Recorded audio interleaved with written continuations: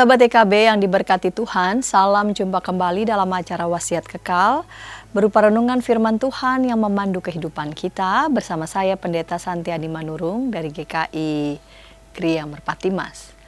Renungan kita pada hari ini, Senin 4 Agustus 2025, ditulis oleh Pendeta Sri Agus Patnaningsih dari GKI Residen Sudirman, Surabaya, dengan judul Hampa dan Sia-sia, yang dilandaskan pada kitab Pengkhotbah 2 ayat 1-17.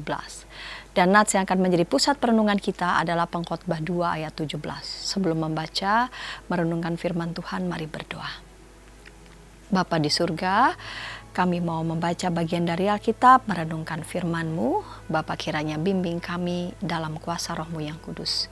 Dalam Kristus kami berdoa. Amin. Sahabat, saya akan membacakan untuk kita Pengkhotbah 2 ayat 17. Dengarkanlah firman Tuhan.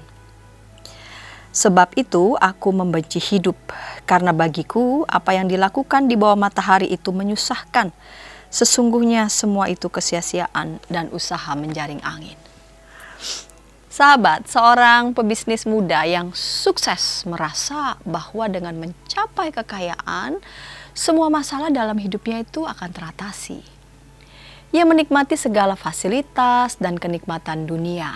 Namun lama-kelamaan ia merasa hampa. Meskipun ia memiliki segalanya, namun ada kekosongan dalam hatinya yang tidak bisa diisi oleh uang, popularitas, atau kemewahan. Ia pun mulai bertanya-tanya, apa arti semua ini jika akhirnya aku tetap merasa kosong?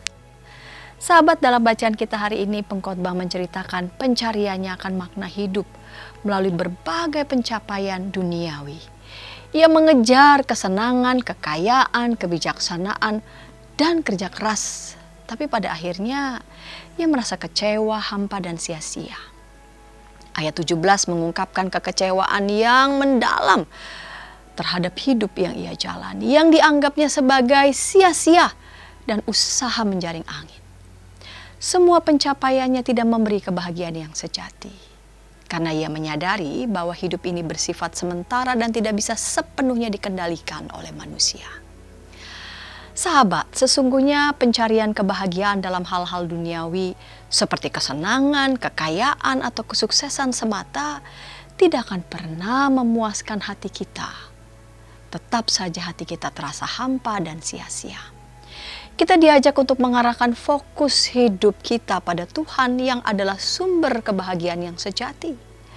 Marilah membangun hubungan yang benar dengan Tuhan dan hidup sesuai dengan kehendak-Nya agar kita beroleh kebahagiaan yang abadi. Mari berdoa.